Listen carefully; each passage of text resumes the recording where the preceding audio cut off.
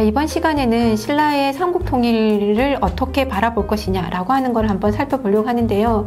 신라사를 놓고 봤을 때 가장 큰 전환기는 뭐니 해도 삼국통일이겠죠. 삼국사기나 삼국유사나 이 신라사를 구분하는 데 있어서 이 무열왕 이후를 이제 흔히 말하는 중대 또는 하고 이렇게 이제 하나의 분기점으로 삼고 있는 건 동일합니다. 자, 그런데 이 시기 구분은 삼국유사 같은 경우에는 왕력편에서만 언급을 하고 있는 거고요. 실제 이제 기입편을 이제 들어가서 보게 되면 기입편은 이제 1편, 2편으로 나뉘어져 있고 이게 이제 나아가서는 권 1, 권 2로 권이 구분이 되고 있는데요. 그 권 2의 시작이 뭐냐면 문무왕부터 시작을 하게 돼요. 즉, 우리가 흔히 말해서 중대하고 이렇게 이제 그 시기 구분할 때 그 기준을 무열왕으로 잡았는데 실제 기입편에서는 이 권을 구별을 하면서 문무왕을 기준으로 해서 이 구분을 하고 있다라는 거죠. 이러한 이제 이 기입편의 그 편성을 보게 되면 아무래도 삼국통일에 대한 어떤 그 삼국유사만의 그 시각이 담겨 있는 게 아닐까 이런 생각이 되게 되고 이제 그런 부분들을 한번 살펴보려고 합니다. 이와 관련된 이제 항목이 바로 이제 태종춘추공인데요. 이 태종춘추공은 기입편 전체 중에서도 가장 긴 내용을 담고 있습니다. 그리고 이 제목에서 보는 것처럼 태종이라고 하는 이 묘호는 이제 이 무열왕, 그러니까 춘추공에게만 최초로 사용을 하게 되는 거고요.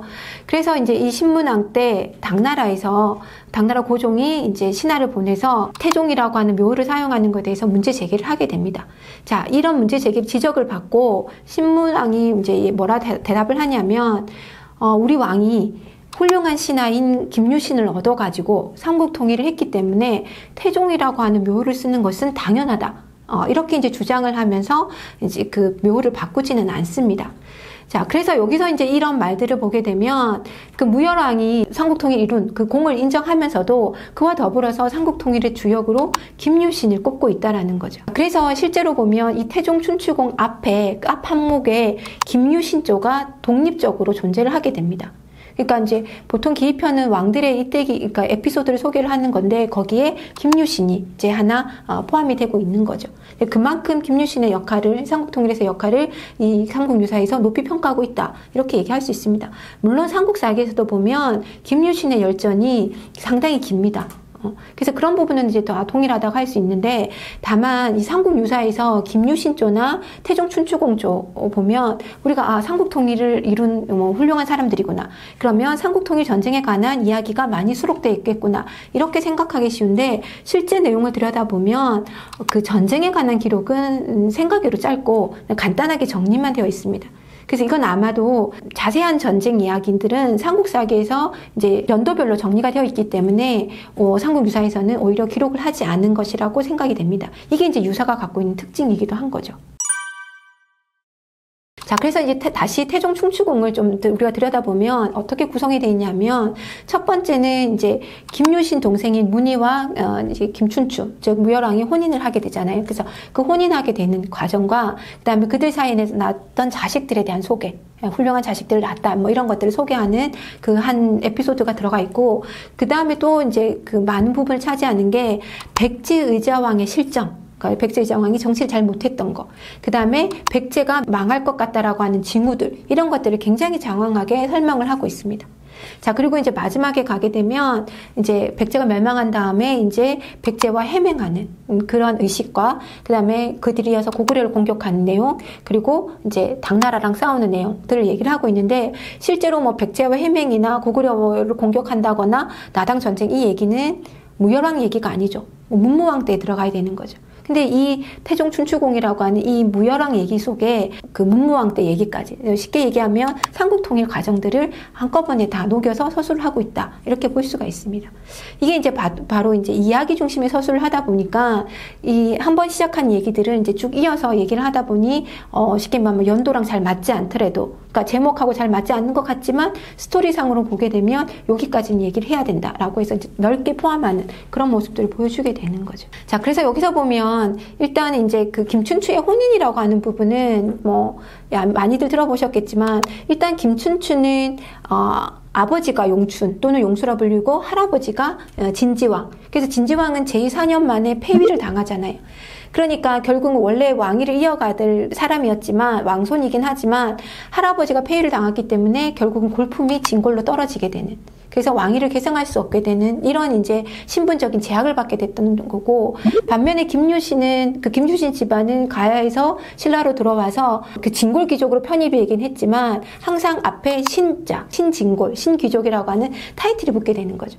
즉 전통적인 진골이 이 김유신의 그 가약의 이 신김씨 집안을 인정을 잘 하지 않았다는 거죠.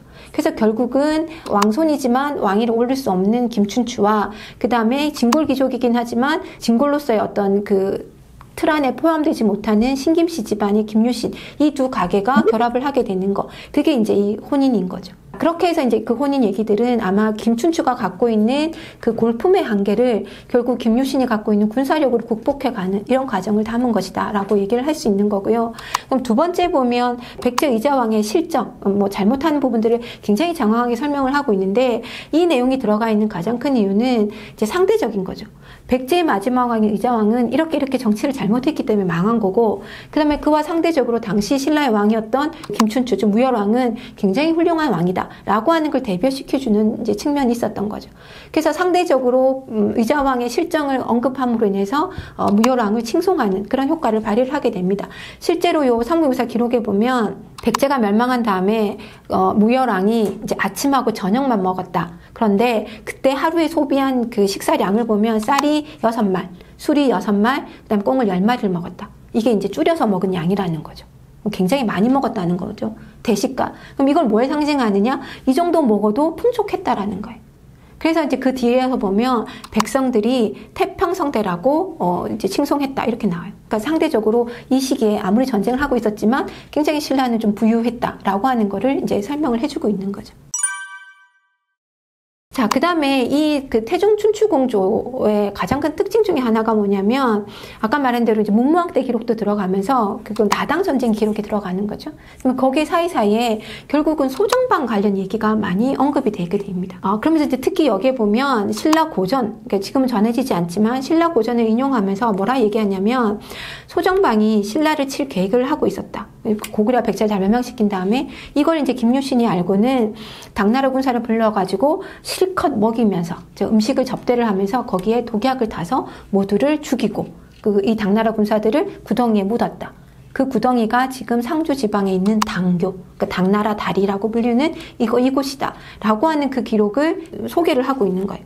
물론 이 그 내용에 대해서 이런이 줄을 달기를 이건 역사적 사실과 맞지 않다. 소정방은 중국 기록에 보면 그 전에 이제 사망했다고 나오기 때문에 요때 사망했을 리가 없다. 이렇게 이제 얘기를 여러 가지를 증거를 내면서 믿을만 하진 않다라고 얘기하지만 그럼에도 불구하고 이 기록을 싣고 있다라는 거죠. 그러니까 소정방에 대한 또는 이 당나라에 대한 약간의 이제 불만, 그죠? 이런 것들을 이제, 그런 인식들을 소개를 하고 있다라고 볼 수가 있는 거고요. 그리고 또 하나는 이제 여기와 관련해서 왜 소정방 또는 나당 전쟁에 이렇게 많이 언급을 하느냐라는 부분을 보면 태종 춘추공 다음 편이 뭐냐면 기 1권의 마지막인데 그게 장충남 파랑이라고 하는 두 사람의 얘기를 가지고 이 권 1권이 마감을 하게 됩니다. 장충남 파랑 쪽에는 어떤 얘기가 실려 있냐면 이 장충남과 파랑이라고 하는 두 사람이 백제와의 전투였던 그 황산 전투였죠. 백제 마지막 전투였던 거기에서 전사를 했대요. 그런데 전사를 하곤 했지만 결국은 죽어서도 이 신라를 돕기 위해서, 나라를 위해서 백골이 되어서도 계속 전쟁터를 따라다녔다는 거예요. 그런데 하다 계속 쫓아다니는데 맨날 해봐야 소정방의 뒷꽁무니만 쫓는 격이 되더라. 그래서 이제 어느 날 그 무열왕의 꿈에 나타나가지고 내가 열심히 이렇게 그 군사들 쫓아다니는데 맨날 소정방 꽁무니만 쫓게 되었으니 죄송하지만 임금께서 저희들에게 군사를 좀 주시면 좋겠습니다. 라고 하는 얘기를 했다는 거예요. 그래서 이제 왕이 이런 충신들이 있나라고 해서 이 사람들을 위해서 이제 장의사라고 하는 사찰을 지어줬다라고 하는 거고, 그 장의사가 지금이 어디냐면 저 서울 종로구 쪽에 있는 거기에 보면 절의 흔적은 없고 그 절 앞에 세워두는 당간을 세워두는 당간 지주만이 남아있어요. 그래서 여기 이제 이 한산주, 그 당시 한산주라 불렸던 이 서울 지역에 이들을 위한 이제 사찰을 지어줬다라고 하는 이제 기록이 나오는데, 이건 이제 삼국유사에서 이런 기록이고 삼국사기를 찾아보면 이 장충남과 파랑 얘기가 나와요. 보면 무열왕 6년에 이게 이제 659년이거든요. 그러니까 백제와 전쟁하기 1년 전이죠. 이때 기록에 보면 신라 입장에서는 당나라랑 연합해서 백제를 쳐야 되는데 당나라가 확답을 안 줬다는 거. 언제 군사를 복귀했다고. 그러다 보니까 무열왕이 굉장히 애가 탔다. 그런 상황에서 갑자기 어느 날 장충랑과 파랑이라고 하는 신하가 등장을 하더라. 근데 이 두 사람은 이미 죽은 사람이에요. 그러니까 알고 보면 그 전에 어떤 전투에서 죽은 거죠.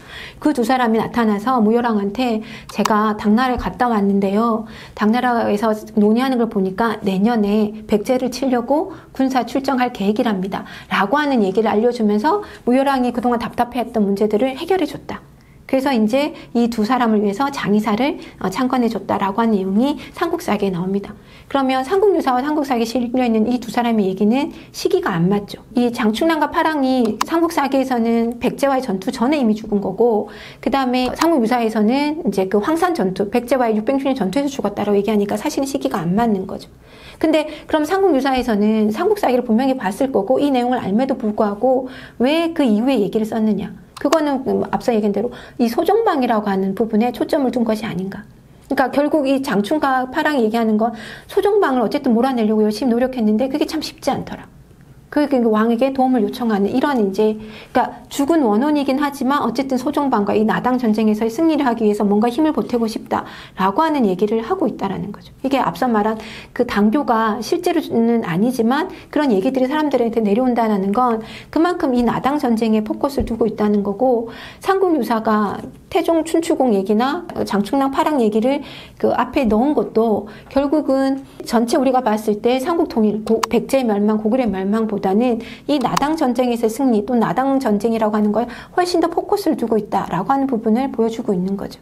그러면 왜 삼국유사는 오히려 나당 전쟁 소정방이라고 하는 인물에 대해서 더 적대감을 표현을 하고 있느냐? 그건 아마 삼국유사가 서술된 그 시기, 당대의 어떤 역사인식이 반영된 거죠. 아시다시피 삼국유사는 13세기 말에 편찬이 되게 되고 이 시기가 몽골의 침략을 받았고, 그다음 심지어는 그 결과 고려가 이제 그 몽골의 부마국이 된 시점인 거죠. 이런 상황에서 결국 이련이라고 하는 사람이나 그 시대 살았던 사람들 입장에서는 결국은 외부의 침략 또는 외부의 지배, 이런 거에 대한 반감이 드러날 수밖에 없었던 거고, 그것이 이제 나당 전쟁이나 소정방이라고 하는 인물로 이제 투영이 됐던 거죠. 그래서 삼국유사는 삼국사기에 비해서 훨씬 더 소정방이나, 그러니까 역사적 사실과 관계없이 그 역사 인식이라는 측면에서 소정방과 나당 전쟁에 대한 불만, 그 다음에 거기에 대한 에피소드 이런 것들을 더 부각시킨 게 아니냐, 이렇게 볼 수가 있다는 거죠. 자, 그런 측면이 한 가지. 그래서 역사는 결국은 현재 자기들의 어떤 그 상황들이 반영돼서 해석이 된다라고 하는 부분을 우리가 삼국유사를 통해서도 살펴볼 수 있는 거고, 또 하나는 이 마지막 권 1권이 태종 춘추공으로 끝나는 게 아니라 장충랑 파랑으로 끝난다. 그러니까 이 두 사람이 뭐 아주 대단한 뭐 김유신과 같은 훌륭한 이런 뭐 장군이나 이런 것도 아니고 일반 병사였겠죠. 근데 그들의 에피소드를 새로운 독립된 항목으로 설정한다는 것 자체는 결국은 이련이 얘기하고 싶었던 거는 왕과 뭐 귀족과 이런 사람들만이 이 전쟁을 이끌어나는 게 아니라 결국 이러한 백성들, 이 평민들의 어떤 노고도 있다라고 하는 부분들을 강조하는, 그래서 결국은 다양한 사람들의 얘기를 담으려고 했던 이 삼국유사의 특징들을 보여주는 측면이 있다, 이렇게 생각이 됩니다.